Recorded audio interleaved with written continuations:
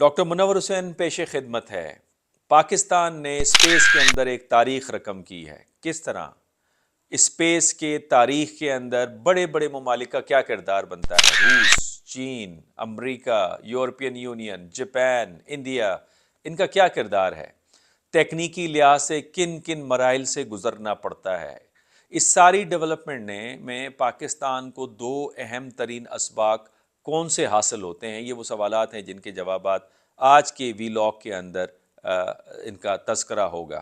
چین کے ہنیان صوبے کے لانچنگ پیڈ سے پاکستان نے خلا میں اپنا چاند کے مدار میں پہلا مشن، ویسے پہلا مشن نہیں ہے، پاکستان نے اس سے پہلے بھی سیٹلائٹ لانچ کی ہوئی ہیں، لیکن پہلا مشن بھیجا ہے جس کا نام ہے IQ-قمر، اور یہ بنایا ہے انسٹیٹیوٹ آف اسپیس ٹیکنالوجی نے، اور ان کو تعاون حاصل تھا چین کی شنگھائی یونیورسٹی اور پاکستان کے اسپارکو سے۔ اس کے اندر دو کیمرے بھی لگائے گئے ہیں، آپٹیکل کیمراز، جن کے ذریعے سے لی جانے والی تصاویر تحقیقی مقاصد میں کام آئیں گے، اور پاکستان کا یہ سیٹلائٹ مشن چاند کے مدار میں چکر لگائے گا، جبکہ چین کا جو مشن ہے چاند کے جنوبی قطب میں اترے گا، جہاں سے وہ سیمپل جمع کرے گا۔ پاکستان کا مشن کہا جا رہا ہے کہ 3 سے 6 ماہ تک مدار میں رہے گا، چونکہ یہی اس سیٹلائٹ کی عمر ہے، اور اس مشن میں انتہائی کم وزن یعنی مینیچر لوئنر مشن جو ہے اس کو لانچ کیا گیا ہے، جس کا وزن 6 سے 7 کلو بتایا جا رہا ہے۔ اس مشن میں فرانس اور اٹلی کے پے لوڈ بھی لے کے گئے ہیں، جسے جنگائی E6 کا نام دیا جا رہا ہے، یعنی یہ چائنا کا چھٹا مشن ہے۔ یہ مشن چاند کے جنوبی قطب میں اترے گا، جو اکثر ہماری آنکھوں سے اوجھل رہتا ہے۔ چین نے پاکستان کو Asia Pacific space organization research organization میں دعوت دی تھی شرکت کی، جو پاکستان نے قبول کی۔ یہ 5 روز کے سفر کے بعد اپنے مدار پر پہنچے گا، اور چینی مشن سے یہ ہمارا سیٹلائٹ جس کو ہم کہہ رہے ہیں IQ-قمر، یہ اسے علیحدہ ہو جائے گا۔ یہ مشن شروعات ہے اس مستقبل کی جس میں پاکستان اپنے لانچنگ پیڈ سے اپنا سیٹلائٹ لانچ کرنے کی تیاری کر رہا ہے۔ چین کا یہ ویسے تو چھٹا مشن ہے، لیکن سیمپل اکٹھے کرنے کے حوالے سے، جو کہ چین کے جنوبی قطب جو ہماری آنکھوں سے اوجھل رہتا ہے، اس حوالے سے یہ پہلا مشن ہے۔ چین کا مقصد یہ ہے کہ اس چاند کی تاریخ، زمین اور نظام شمسی کے اوپر مزید تحقیقات کی جا سکے۔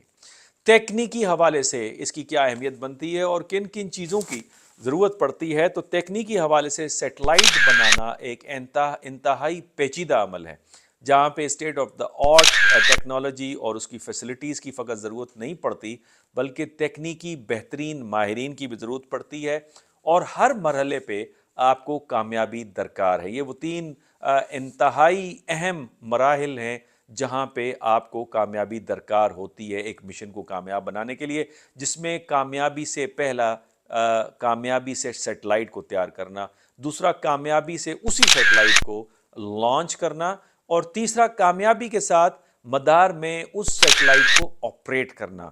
تینوں جب کامیابی حاصل ہوتی ہے تو اس وقت آپ کا مشن جو ہے کامیابی حاصل کرتا ہے۔ ان مراحل کو دیکھتے ہوئے آپ اس نتیجے پہ پہنچتے ہیں کہ Pakistan well established spacefaring nations کے اندر شامل ہو چکا ہے، ان کی فہرست میں شامل ہے۔ اس سے پہلے بھی پاکستان 2 تجربات کامیابی کے ساتھ کر چکا ہے، بدر 1 اور بدر B، اور اس وقت بھی پاکستان کا اسپیس جو سیٹلائٹ ہے وہ فضا کے اندر وہ فلیٹ کام کر رہا ہے۔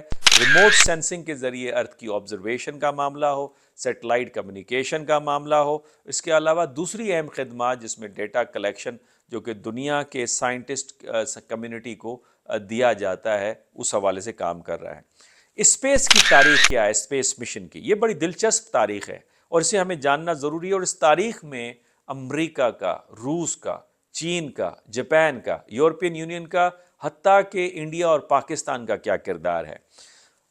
20ویں صدی کے نصف میں ایسے راکٹ ناظرین بنائے گئے جس کے ذریعے سے خلا میں مشن بھیجنا آسان ہو گیا، اور خلا میں ایکسپلوریشن کا آغاز ہوتا ہے۔ لیکن اس آغاز کے پیچھے جو ریشنل تھا وہ بھی کافی اہم ہے۔ پہلا یہ کہ تحقیقی مقاصد کا حصول، دوسرا یہ کہ قومی عزت کا بڑھاوا حاصل کیا جائے، تیسرا یہ کہ قوموں کے درمیان میں اتحاد ہو، اور چوتھا یہ کہ ملٹری اور اسٹریٹجک برتری حاصل کی جائے اپنے مخالفین کے مقابلے میں۔ یہی وجہ تھی کہ شروعات میں اسپیس مشن ایک اسپیس کمپٹیشن یا دوڑ یا ریس کے اندر اس کی شکل اختیار کر گیا روس اور امریکہ کے درمیان میں۔ پہلا سوویت یونین جو تھا اس نے اسپیس سیٹلائٹ یا اسپیس اسٹیشن کا زمین کے اوپر یا لانچنگ جو آرگنائزیشن ہے اس کا قیام کیا، جس کو اسپوتنک 1 کہا جاتا ہے، جس کے ری ایکشن میں امریکہ نے ناسا بنایا۔ اور آپ کو یہ سن کر حیرت ہوگی کہ انسانی بناوٹ کا پہلا مشن جو خلا میں کامیابی کے ساتھ مدار میں گیا، یعنی زمینی مدار پر گیا، وہ اسپوتنک 1 یعنی روسی 4 اکتوبر 1957 کو بھیجا گیا۔ اور اس کے بعد پہلا چاند پر انسانی قدم امریکی مشن اپولو 20 جولائی 1969 کو انسان کی تاریخ کا کمال گردانا گیا۔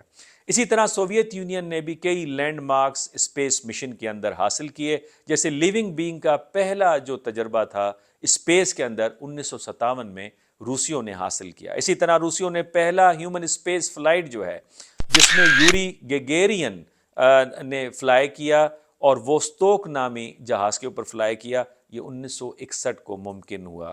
اور اسی طرح پہلا اسپیس واک بھی روسیوں نے کیا، الیگزائی لیونوو، اور یہ 18 مارچ 1965 کو وقوع پذیر ہوا۔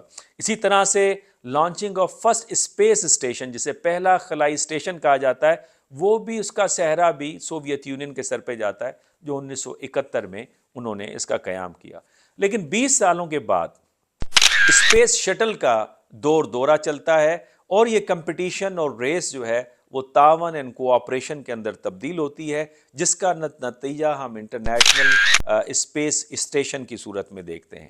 ایشیا کا جہاں تک معاملہ ہے تو چین اور بھارت بھی اس میں پیچھے ہٹتے ہوئے نظر نہیں آتے۔ اس سے پہلے پاکستان نے 1960 کی دہائی میں خلا میں اپنا پہلا راکٹ بھیجا تھا کامیابی کے ساتھ، اور اس وقت دنیا کے بڑے ممالک حیرت انگیز تھے کہ کیا پاکستان اپنے تئیں خلا میں کوئی راکٹ بھیج سکتا ہے، اور یہ پاکستان کی اس وقت بڑی کامیابی تھی۔ 2000 میں چین نے کریو اسپیشل پروگرام بڑا سکسیسفلی، بڑی کامیابی کے ساتھ اس کا آغاز کیا، اور چند ماہ پہلے آپ نے چندریان 1 جو بھارت کی طرف سے لانچ کیا گیا کامیابی کے ساتھ چاند پر، اس کی بھی آپ نے لینڈنگ دیکھی۔ اس وقت یورپ اور جاپان کاوشیں ڈال رہا ہے کہ وہ بھی اپنا کامیابی کے ساتھ کریو مشن چاند پر بھیجیں۔ چین اور روس اور جاپان تینوں کے درمیان میں ایک مماثلت پائی جاتی ہے کہ تینوں کریو مشن کامیابی کے ساتھ چاند پر اتارنا چاہتے ہیں، جبکہ یورپ یہ چاہتا ہے کہ ان کا چاند کے مدار اور چاند کے اوپر کریو مشن کے ساتھ ساتھ مریخ پر بھی کامیابی کے ساتھ اترے۔ اب 2 اہم اسباق جو اس ساری ڈیولپمنٹ سے پاکستان حاصل کر سکتا ہے، جو کہ میرا اپنا ذاتی تجزیہ ہے، وہ 2 ڈیولپمنٹس یہ ہیں۔ پہلا یہ کہ وہ لوگ پاکستان کے اندر جو چین کی تعلیم اور اس کی تکنیکی ترقی کو قدر کی نگاہ سے نہیں دیکھتے، اور مغرب کی تکنیکی اور تعلیمی اداروں سے تعلیمی یافتہ لوگوں کو زیادہ قدر دیتے ہیں، ان کو یہ ڈیولپمنٹ ان کے لیے آنکھیں کھولنے کے لیے کافی ہے۔ اگر سمجھیں تو یہ بہت کچھ ہے۔ دوسرا یہ ہے کہ اس طرح کی پیشکش جو چین کے ایئر اسپیس جو آرگنائزیشن ہے ان کی طرف سے جو ملی پاکستان کو، اس طرح کی پیشکش امریکہ کی طرف سے بھی مل سکتی تھی، جس کے بیہاف پہ ہم نے کئی جنگیں لڑیں اور کئی قربانیاں دیں، لیکن افسوس کا امر یہ ہے کہ امریکہ سے اس طرح کی ہمیں کوئی بھی آفر نہیں ملی۔ لہٰذا سبق یہ حاصل ہوتا ہے کہ عشق وہاں پہ کریں جہاں آپ کے عشق کی قدر ہو، رومانٹسزم وہاں آپ کی مقبول ہوگی جو اس رومانٹسزم کی قدر کریں۔ لہٰذا آپ مجنوں بنیں اس لیلا کی جو لیلا آپ کو قبول کرنے کے لیے تیار ہوں۔ اللہ حافظ۔